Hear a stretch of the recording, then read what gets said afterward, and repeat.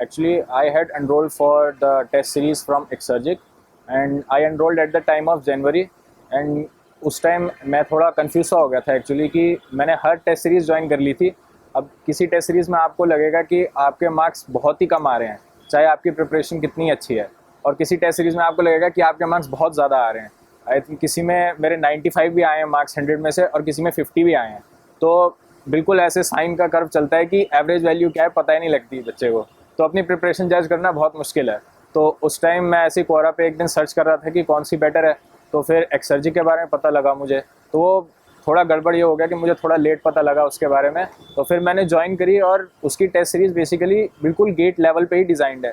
जैसे गेट में 75% मार्क्स ऐसा होगा कि जो बिल्कुल आसान क्वेश्चन होंगे, तो उसमें भी ऐसा ही है।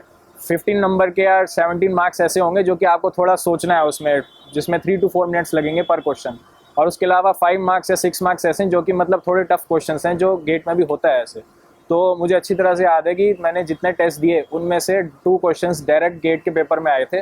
मुझे वो क्वेश्चंस भी याद हैं आज तक, एक प्रोडक्शन का रफनेस वाला और एक कोई दूसरा था सोम का क्वेश्चन। तो वो क्वेश्चन मैंने वहाँ गलत कर दिए थे, तो मुझे वो गलती दिमाग में रही कि ये क्वेश्चन अगली बार गलत नहीं होना चाहिए। तो अगली बार वो क्वेश्चन जब मुझे पेपर में दिखा तो मैंने इंस्टेंटली वो सही कर दिया। और दूसरी चीज़ मुझे ये अच्छी लगी एक्सर्जी की कि उसमें जो इवैल्यूएशन होता है उसके बाद, कि हमने इसमें क्या क्वेश्चन में किस तरह के कॉन्सेप्ट्स डाले, या फिर कितने स्टूडेंट्स ने इसको सही करा, और फिर उसके बाद पर्सनल गाइडेंस मिलती है कि हर स्टूडेंट के हिसाब से, क्योंकि हर किसी का हर सब्जेक्ट परफेक्ट नहीं होता। किसी का अगर थर्मोडायनेमिक्स परफेक्ट है तो किसी का हीट ट्रांसफ़र परफेक्ट होगा।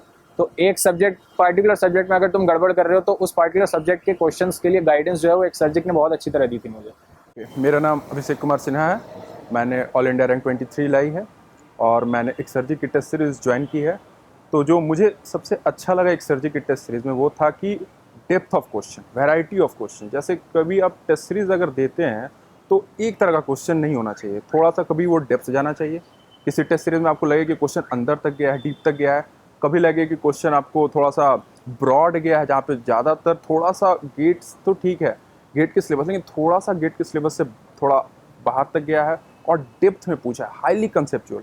तो जो मुझे टेस्ट सीरीज़ जो एक्सर्जी की टेस्ट सीरीज़ थी उसमें मुझे वो टॉपिक वाइज जो टेस्ट थी वो हाईली कंसेप्चुअल थी, बहुत डेप्थ तक था।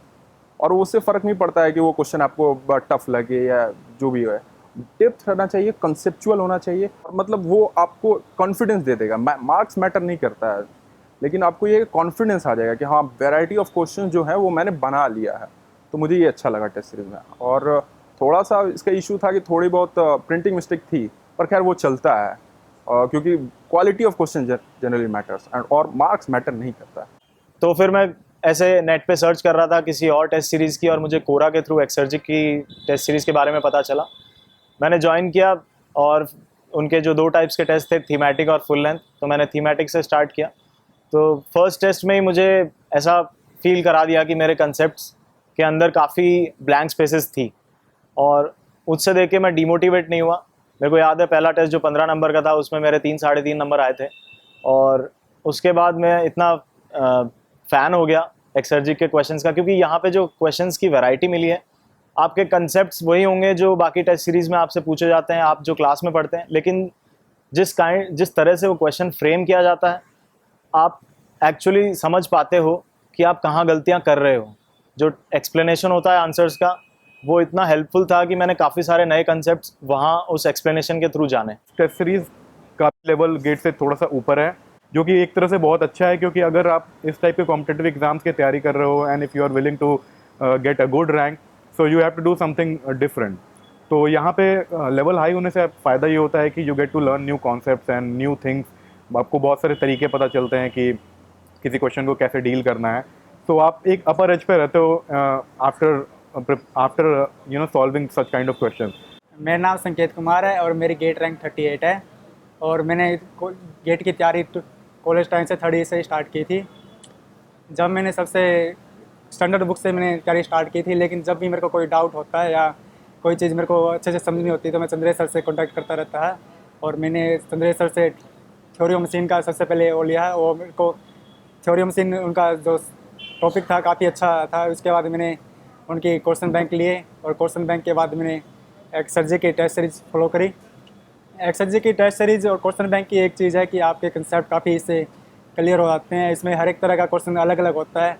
कई लेंथी क्वेश्चन होते हैं बट उससे काफ़ी कंसेप्चुअल क्वेश्चन होते हैं कि जिससे करने के बाद अपने को लगेगा कि हाँ ये क्वेश्चन करना बेकार नहीं रहा या ऐसा क्वेश्चन आ सकता है। लेकिन इस चीज़ में मैंने एक ही चीज़ देखी है कि अगर आप एक बार फेल हो, 2 बार फेल हो, 3 बार फेल हो, अगर आपने कोई चीज़ स्टार्ट की है तो आप उसको जब तक अचीव नहीं कर लेते बीच में मत छोड़ो। आपको कॉन्फिडेंस आपका कम होएगा, आपको लगेगा कि क्या कर रहा हूँ मैं। लेकिन आप कभी भी कोई प्लानिंग करो तो 1 या 2 साल बाद के आगे की सोच के देखो कि अगर आपको कैसा लगेगा कि 2 साल बाद मैंने ये तैयारी छोड़ दी तो मैंने गलत किया या मैंने तैयारी कंटिन्यू रखी मैंने गलत किया। तो हमेशा आप डिसीजन कभी भी अपने कल के बारे में मत सोचो, अब अगले 1 या 2 साल के बारे में सोचने के बाद डिसीजन लो।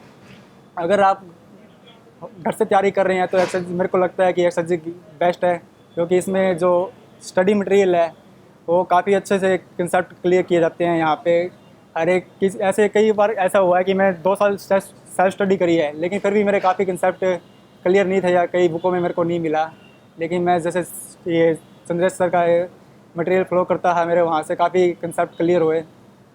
और इसके अलावा जो क्वेश्चन बैंक है एक्सरजी का, क्वेश्चन बैंक और टेस्ट सीरीज है, कोई भी एक भी क्वेश्चन मेरे को ऐसा नहीं लगा कि जो out of scope of GATE है या कुछ सीखने को नहीं मिल रहा कंसेप्चुअली, और या काफ़ी कुछ से उससे चीज़ें क्लियर होती थी। अगर एक्सरजी का क्वेश्चन बैंक और टेस्ट सीरीज अच्छे से कर लेते हैं तो लगभग गेट का सारा चीज़ें हमारी अच्छे से क्लियर हो जाती है और हमें और कुछ करने की ज़रूरत नहीं रहती।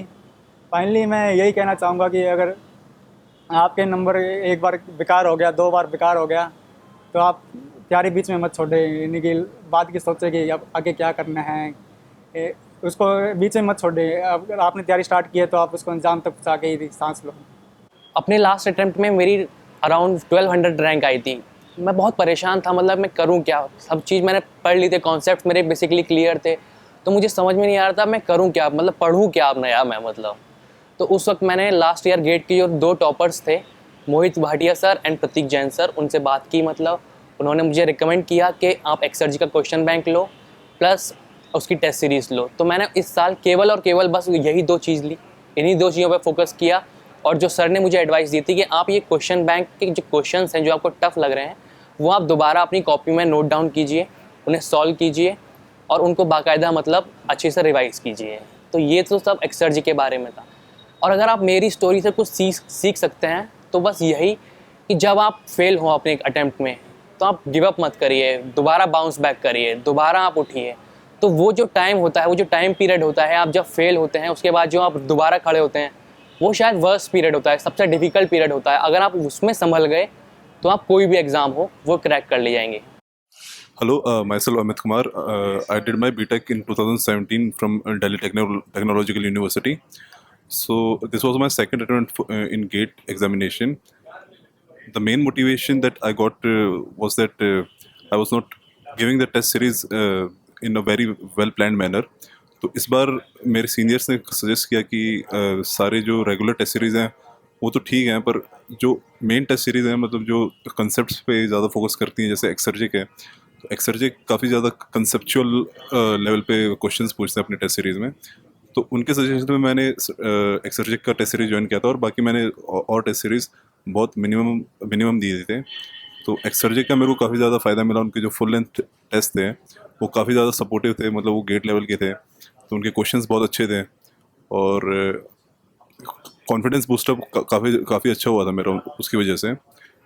तो मैं तो यही रिकमेंड करूँगा कि एक्सर्जिक जो टेस्ट सीरीज़ है वो आप लोग लो। और I applied for Exergic test series. In after 7 to 8 tests, there was a personal feedback given. This personal feedback is really good. Like it focuses on each individual separately. Suppose we commit a few mistakes in which a lot of time is taken. In some questions, 15 minutes is taken. They try to show us our mistake and we rectify it. And even there are a lot of various different inputs. Like Chandresh Mahajan sir told me about 4 different strategies which a student will follow. Actually, I knew only one strategy which I had followed for last 3 years. But this year, I knew about more 3 strategies. So I thought, why shouldn't I give a try? I tried them for the next test which I appeared. So finally, I concluded there is one particular strategy which suits to an individual. I found that really helpful, and in my final exam also, I followed that strategy, which is the new one, not my previous strategy. The test series were completely gate friendly, and I used to get and it is a type of a motivation for me. The after test analysis the Exergic gave, they said, they talked about my weaknesses, my strengths, how to use them in real life gate, and it really helped me. The best thing about Exergic that I want to tell at last is that it not only helps you to study but also motivates you to do so, and it makes the journey to get a very happy experience and really inspiring one. So yeah, so I want to really thank Exergic for their hard work and to make me come to this point. Thank you very much.